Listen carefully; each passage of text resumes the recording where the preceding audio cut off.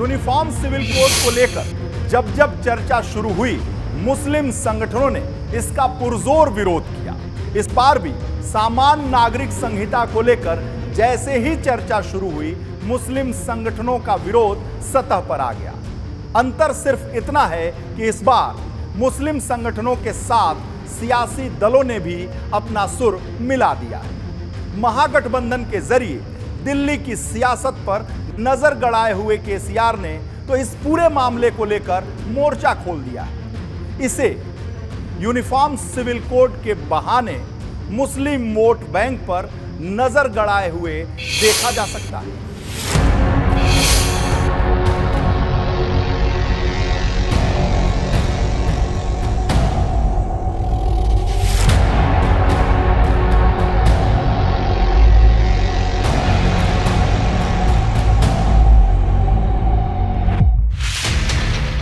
समान नागरिक संहिता के समर्थक इसे जरूरी बताते हुए कई दलीलें देते हैं, जिसमें एक बड़ी दलील जनसंख्या विस्फोट पर लगाम लगाने के लिए समाज के हर वर्ग के लिए एक नियम और कानून की आवश्यकता भी है।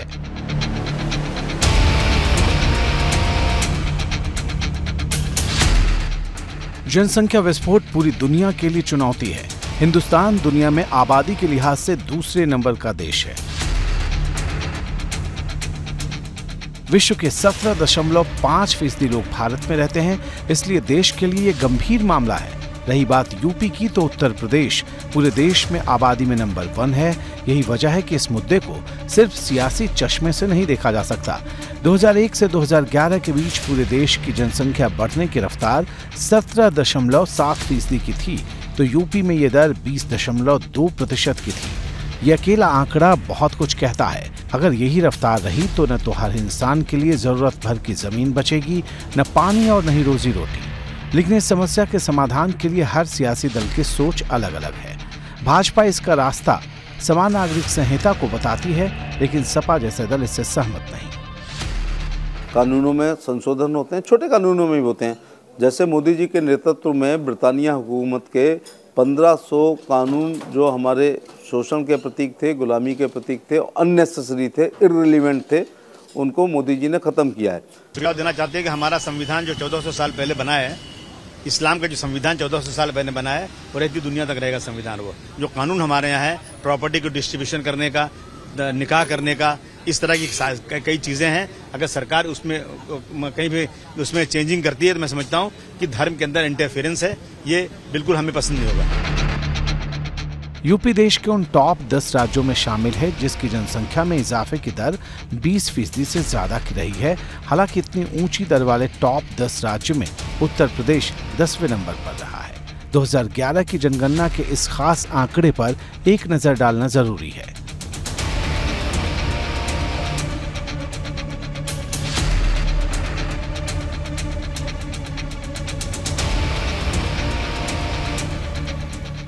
राजनीतिक विश्लेषक भाजपा के इस दांव के पीछे सियासत की पुरानी लकीर का खाका देख रहे हैं, जिस पर पार्टी दोबारा तेजी से दौड़ लगाना चाहती है।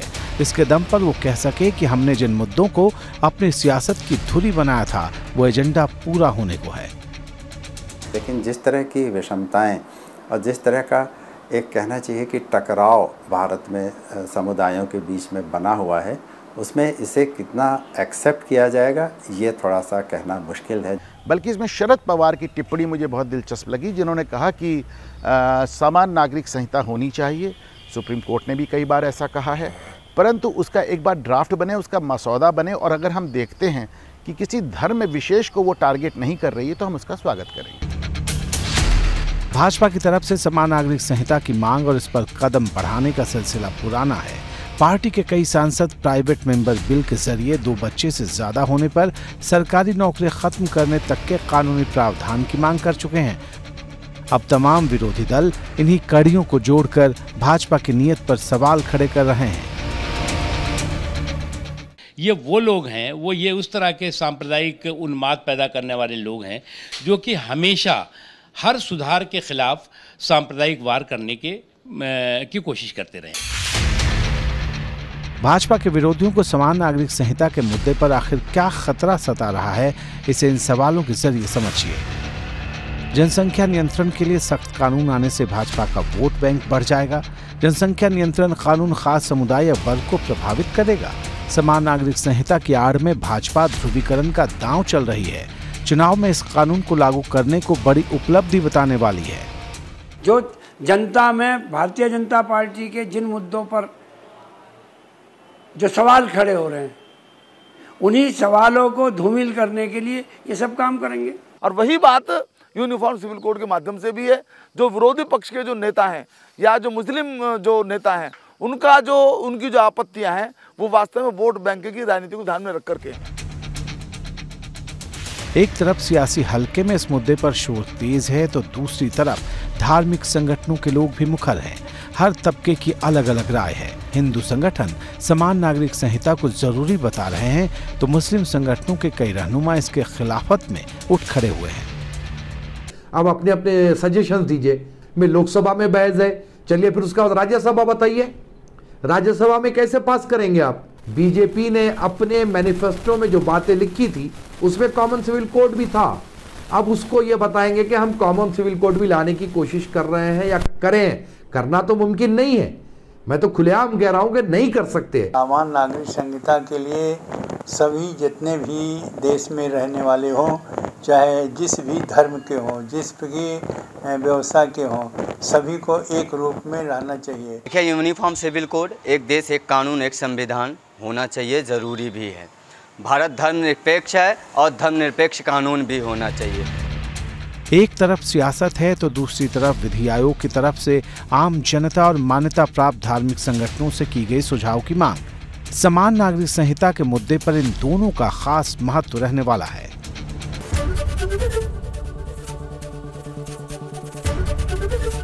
एबीपी गंगा, खबर आपकी, जुबान आपकी।